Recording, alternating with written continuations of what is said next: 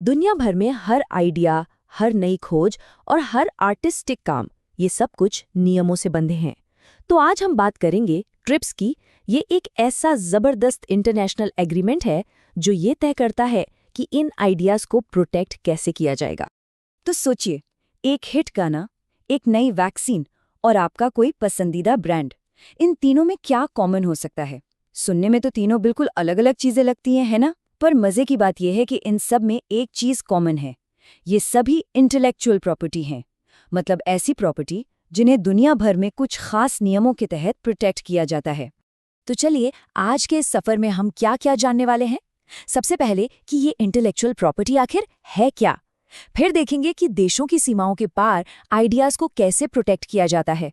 इसके बाद trips agreement को आसान भाषा में समझेंगे, जानेंगे कि इसमें क्या क्या आता है, और आखिर में ये भी समझेंगे कि ये समझौता इतना जरूरी क्यों है। तो चलिए, सबसे पहले सबसे बेसिक सवाल से शुरू करते हैं। जब हम ये शब्द सुनते हैं इंटेलेक्चुअल प्रॉपर्टी या बौद्धिक संपदा, तो इसका असल में मतलब क्या होता है? बहुत ही सिंपल भाषा में कहें तो इंटेलेक्चुअल प्रॉपर्टी का मतलब है आपके दिमाग की क्रिएशन पर आपका अधिकार। ये कुछ भी हो सकता है, कोई नया आइडिया, कोई आविष्कार, कोई कहानी या कोई डिजाइन। ये कानून आपको हक देता है कि आप कंट्रोल कर सकें कि आपकी बनाई हुई चीज को कौन और कैसे इस्तेमाल करेगा, ठीक वैसे ही जैसे आप अपनी कार या घर को कंट्रोल करते हैं। अब ये इंटेलेक्चुअल प्रॉपर्टी कई तरह की होती है, जैसे कि कॉपीराइट जो आर्टिस्टिक कामों को बचाता है, किताबें, गाने, फिल्में, ये सब। फिर आते हैं ट्रेडमार्क्स जो ब्रांड की पहचान होते हैं।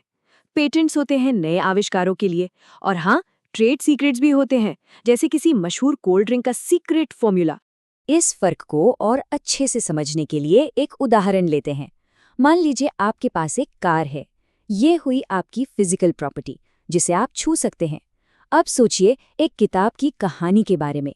ये हुई इंटेलेक्चुअल प्रॉपर्टी। ये एक आइडिया है, आप इसे छू नहीं सकते।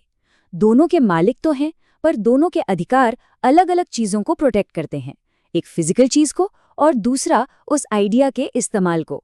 ठीक है, तो ये अधिकार तो समझ आ गए, पर जरा सोचिए क्या होता है जब कोई आइडिया या कोई आविष्कार एक देश से दूसरे देश की सरहद पार करता है। बस यहीं से कहानी थोड़ी कॉम्प्लिकेटेड हो जाती है।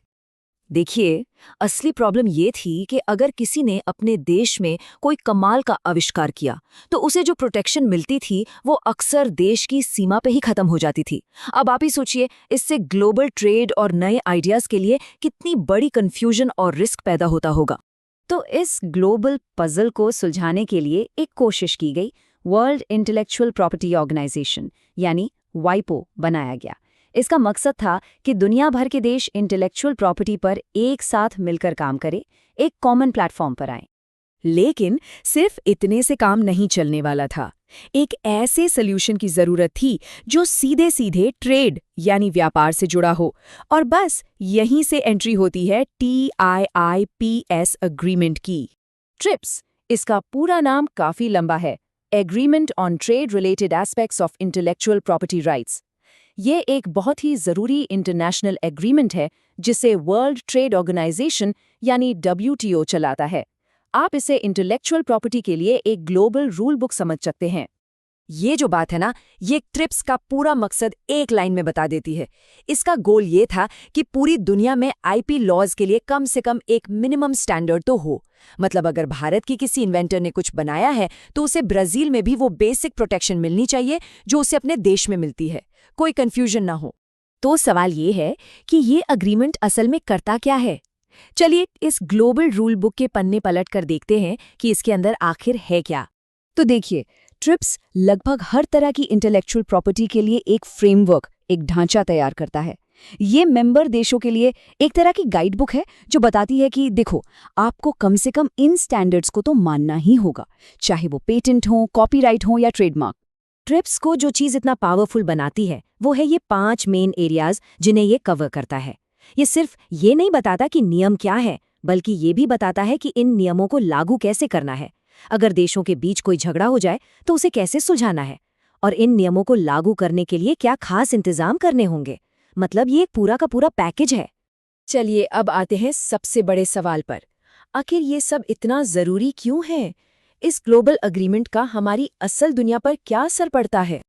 आसान शब्दों में कहें तो ट्रिप्स की वजह से ग्लोबल इकोनॉमी में एक तरह की स्टेबिलिटी और प्रिडिक्टेबिलिटी आती है। जब कंपनियों को, क्रिएटर्स को ये भरोसा होता है कि दूसरे देशों में भी उनके आइडियाज और आविष्कारों की इज्जत होगी, उन्हें प्रोटेक्ट किया जाएगा, तो जाहिर है वो इंटरनेशनल ट्रेड और इन्वेस्टमेंट करने से हिचकिचाएंगे नहीं।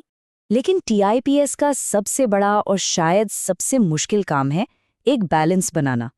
एक तरफ तो ये क्रिएटर्स के अधिकारों को प्रोटेक्ट करता है ताकि नए नए इनोवेशंस होते रहें, लेकिन दूसरी तरफ ये देशों को इतनी फ्लेक्सिबिलिटी भी देता है कि वो पब्लिक हेल्थ या अपने देश के विकास जैसे बड़े मुद्दों को भी देख सकें। और यही वो पॉइंट है जहां सबसे ज्यादा बहस होती है। और यहीं पर आके हम एक बहुत बड़े सवाल पर रुक जाते हैं। क्या ट्रिप्स एग्रीमेंट इनोवेशन के लिए एक इंजन की तरह है जिससे सबको फायदा होता है, या फिर ये डेवलपिंग देशों के लिए नई टेक्नोलॉजी और नॉलेज तक पहुंचने में एक रुकावट है? ये एक ऐसी बहस है जो आज भी चल रही है, और यही बहस इंटेलेक्चुअल प्रॉपर्टी की इस कॉम्प्लेक्स दुनिया के बिल्कुल सेंटर में है।